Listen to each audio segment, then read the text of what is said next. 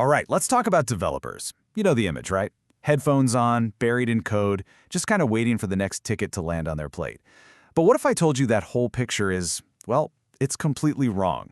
Today, we're going to look past the keyboard and uncover what a Scrum developer really is. Let's dive in. So let's start with the big question. What is a Scrum developer? Come on, be honest. When you hear that term, what's the first thing that pops into your mind? I'm willing to bet for a lot of people, it's this. Yeah, this old myth, the developer as just a coder, a passive task taker.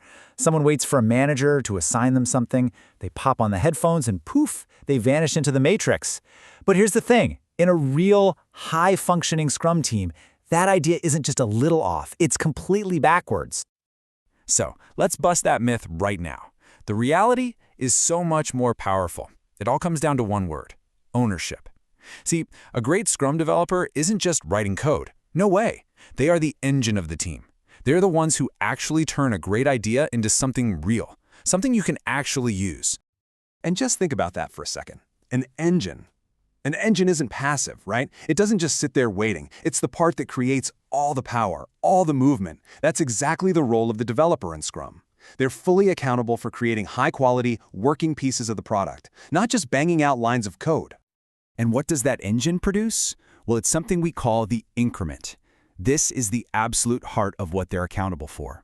And look at these keywords here. It has to be done, which means it meets the team's quality standard. It has to be usable, like a real user could actually click on it and do something. And of course, it's got to be high quality. This is the bullseye they're aiming for every single sprint.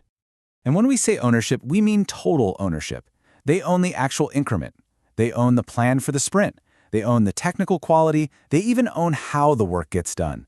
They're basically the guardians of the entire process, from that first line of code to the finished piece of value. This table here really nails the relationship with the product owner. It's a beautiful separation of concerns. The product owner, or PO, they focus on the what and the why. What should we build next? Why is it important?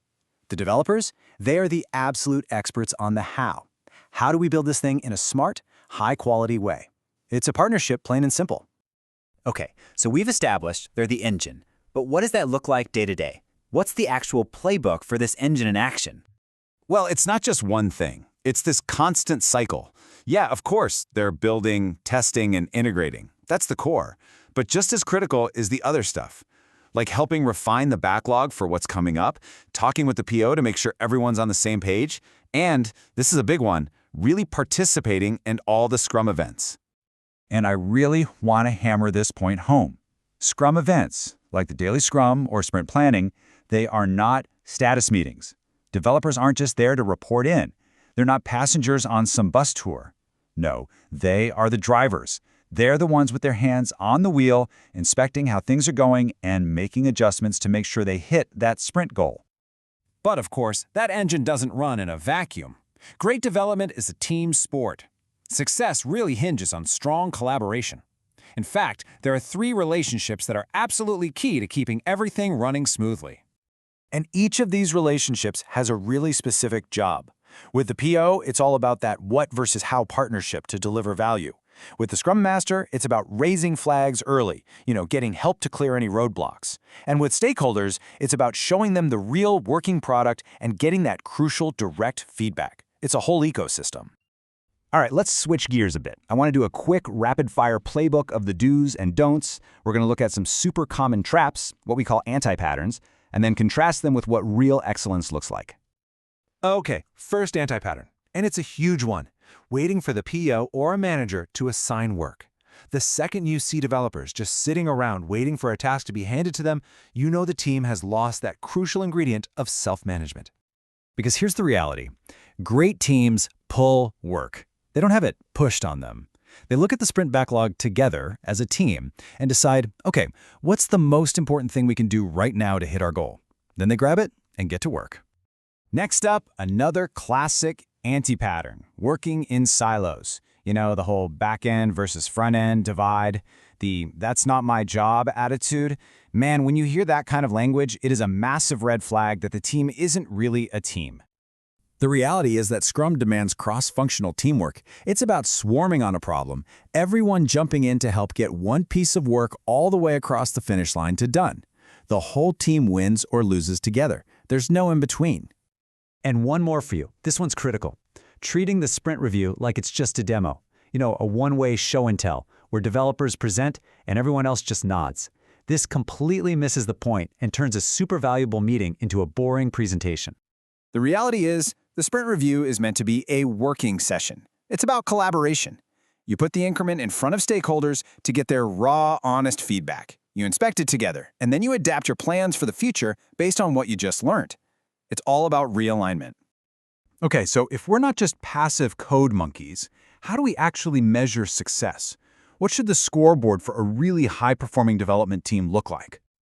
But before we get to the good stuff, let's talk about what not to measure. And we have to start with this one. Let's be crystal clear. Velocity is not a performance metric. It's probably the single most abused metric in the entire agile world. It's a forecasting tool for the team, and that's it.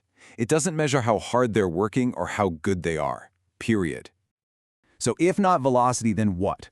Well, the KPIs that actually matter usually fall into 3 buckets. First, outcomes.